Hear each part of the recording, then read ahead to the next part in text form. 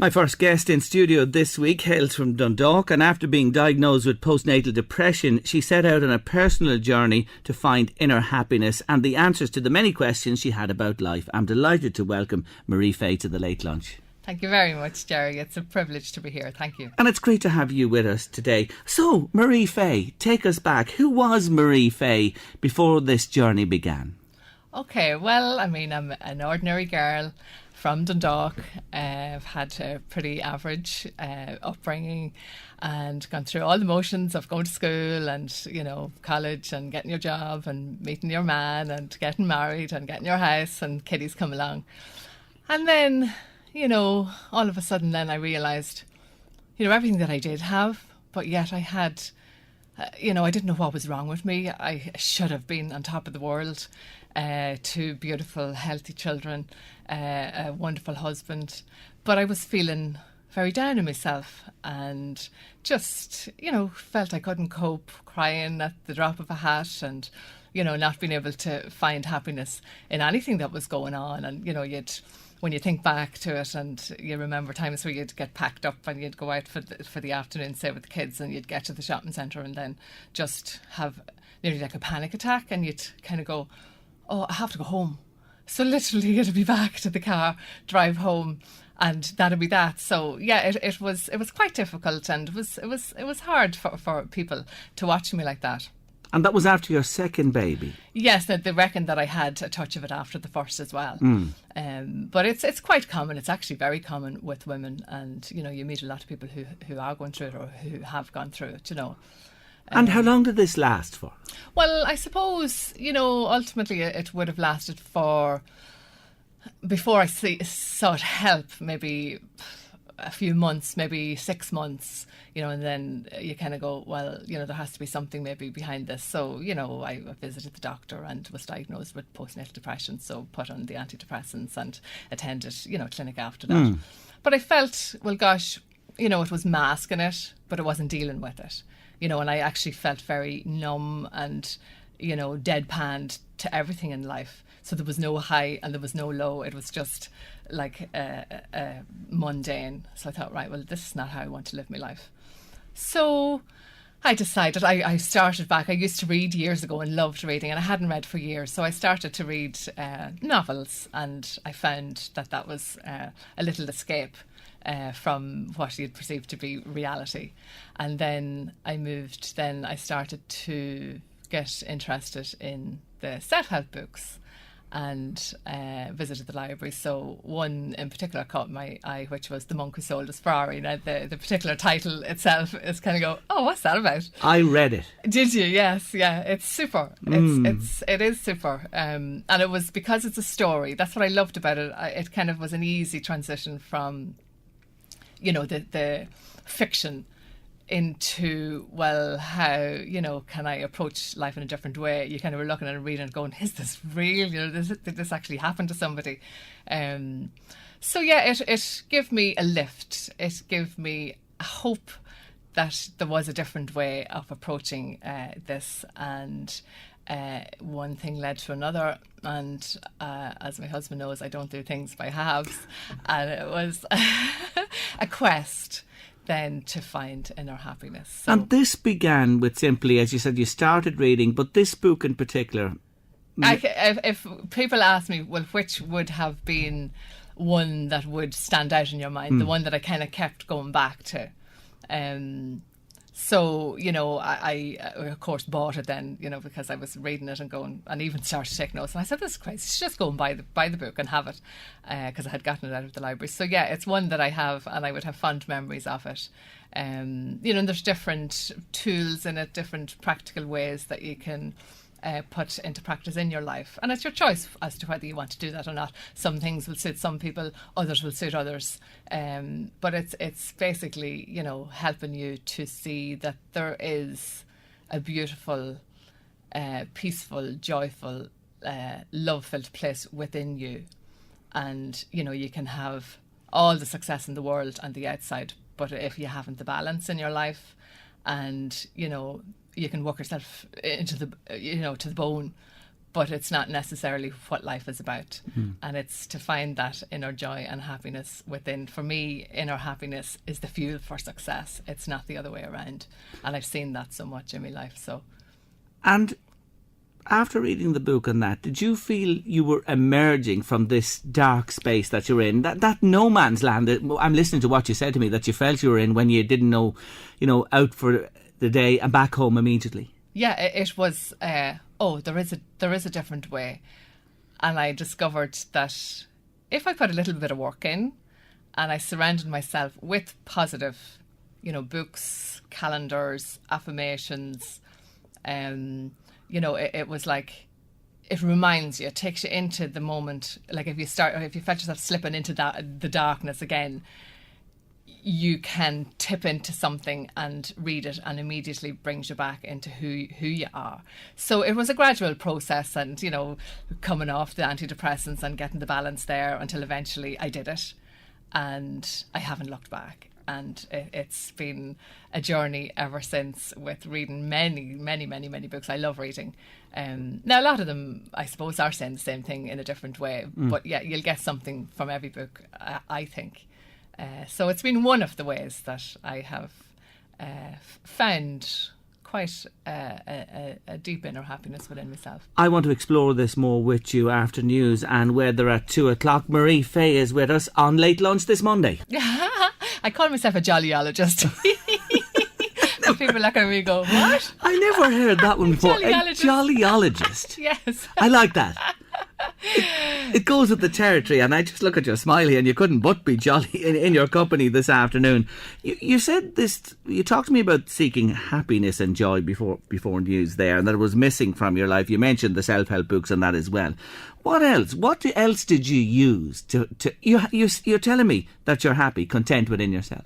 Yes, I would say probably 99% of the time. I mean, I'm human, we're all human, yes. So there's the ebb and the flow of life, so you go with that, and sometimes you can step off the path a little bit and go, but yeah, I mean, I have found ways. I have a belt full of tools that I can whip out if something happens. Give us an example of a couple of them, what you do. Okay, well, say, if something happens with the kids, say, and, there's a little drama.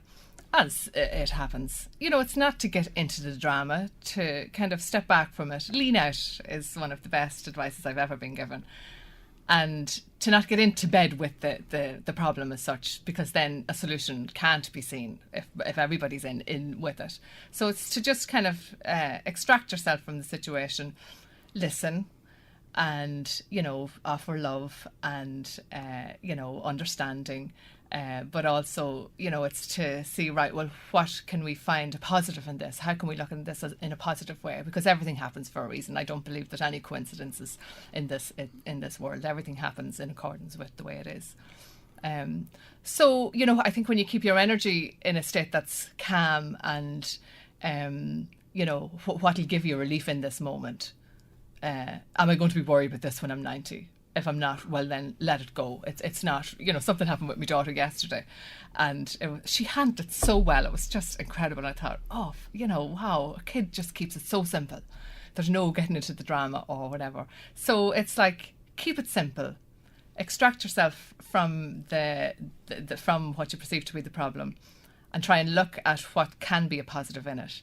And say, well, I'm grateful for this. Keep your vibe in a space that's relaxed. Wouldn't that apply to a lot of things in life? Everything. It applies to absolutely everything. Because we're in a moment and we think it's the worst possible thing that can happen to us. And when you reflect maybe a few days later, you think, what was that all about? Yeah. And even, I had a very wise dad, and he used to say, good luck, bad luck, who knows? And, when you don't get into the drama, it either disappears or you see a solution and you move on. It's next. What else? Because there's lots of people out there who feel there's something missing, like you did, from their life. There's an emptiness, a void, a gap. They're seeking this.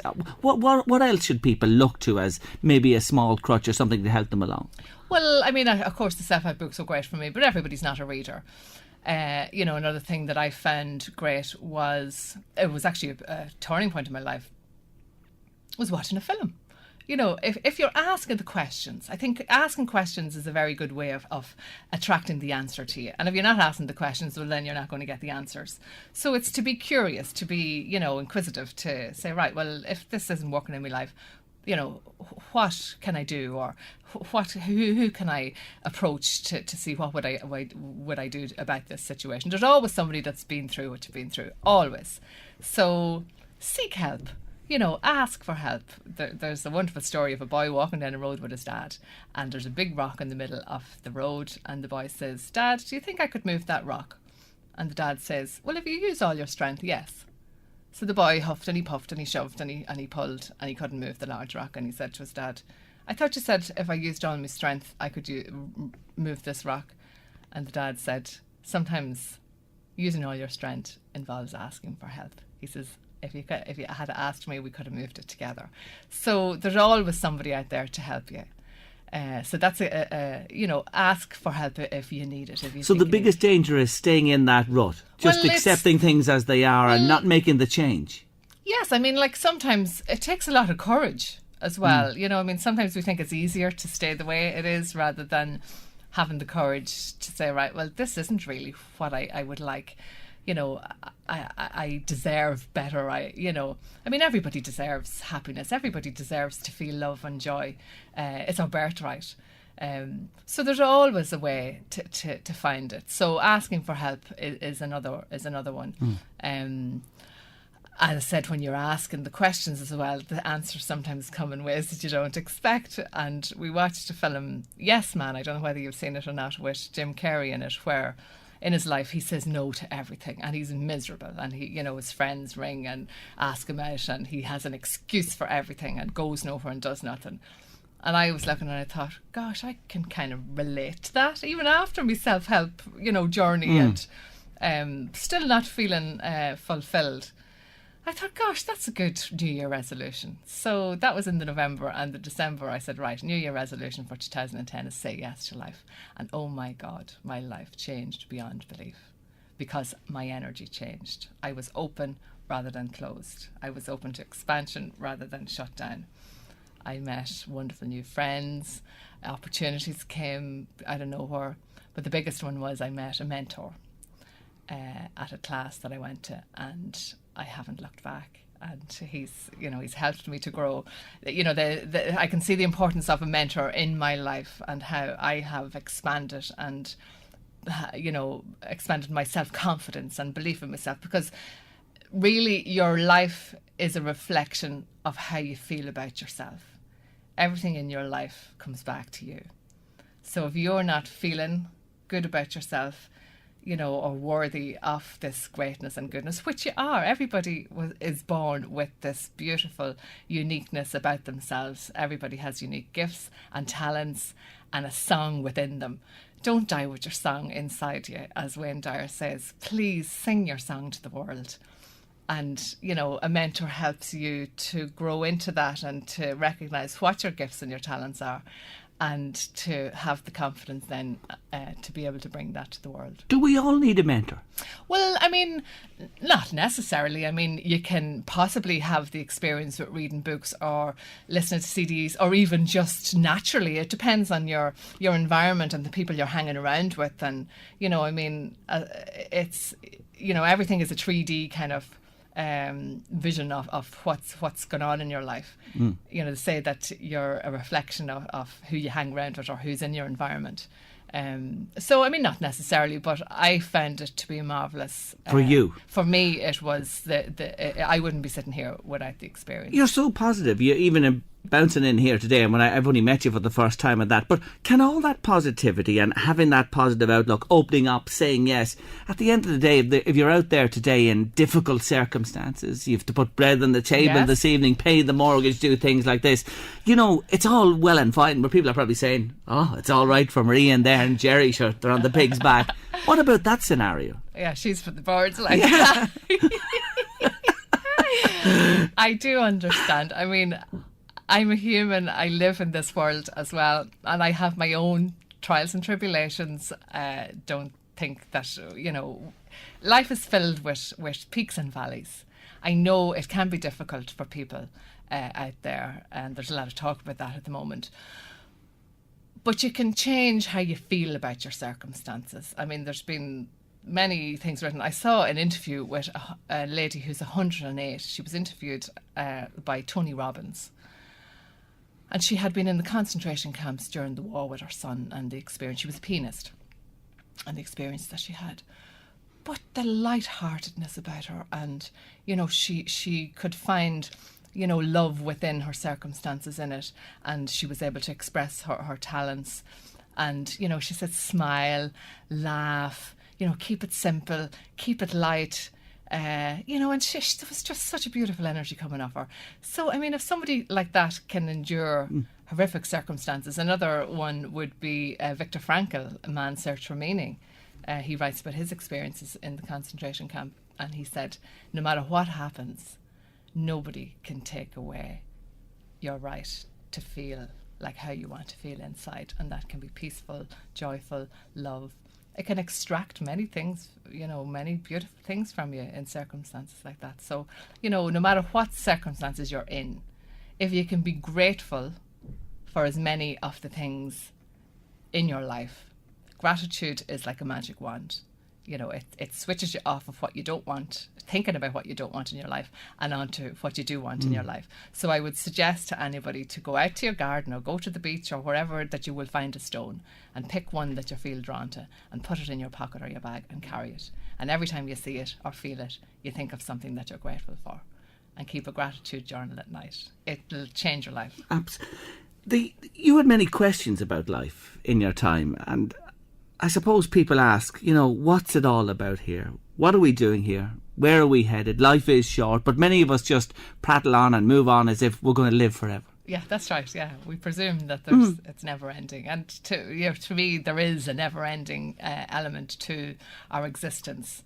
You know, I do believe that I have a soul. We have a soul. That, you know, we're in a body.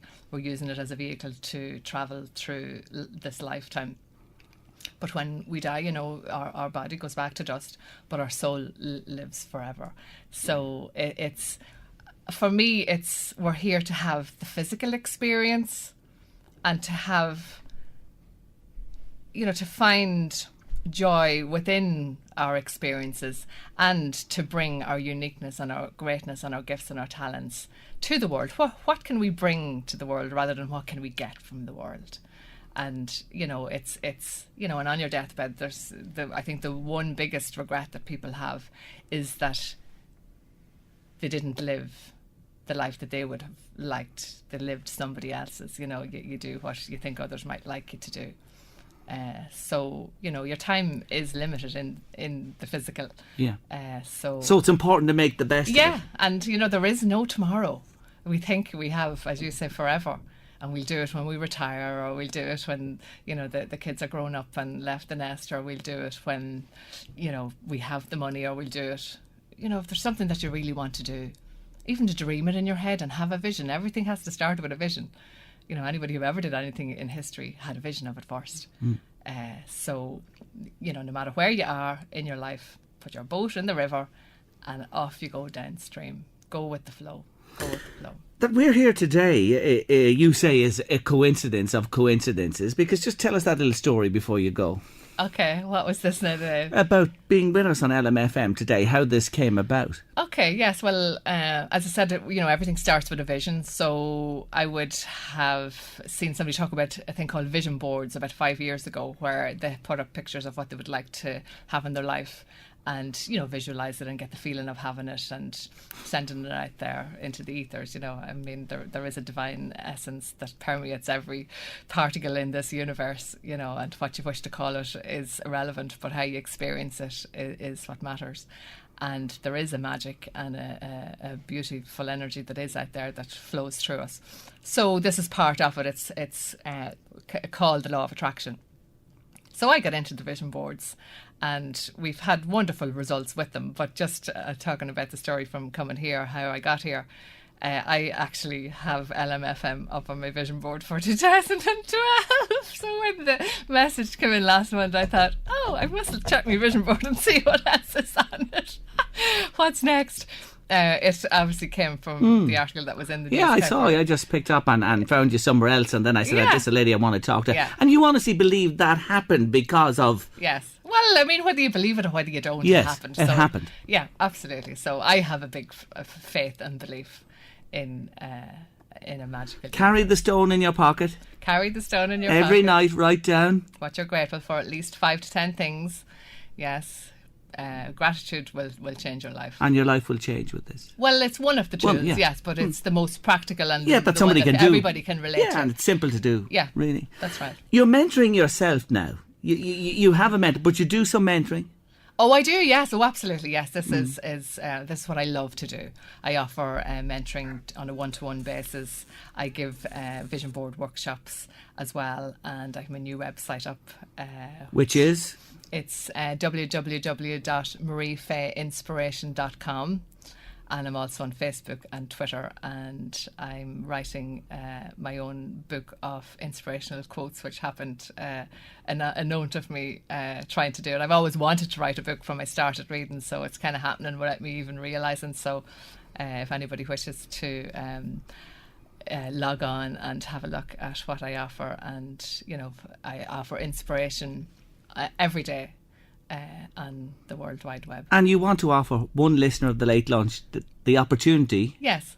to meet you Yes. for a session and to try and Yes. lift them, Yeah, so to absolutely, speak. So if you'd like to a personal session with Marie Fay, text your details in now to 53958. 53958. It'll cost you 20 cents thanks to eMobile, and we'll put one listener today in touch with Marie, and you can see what this lady's about and maybe tell us about the experience down the road. I've never met a Jollyologist before, but I have today.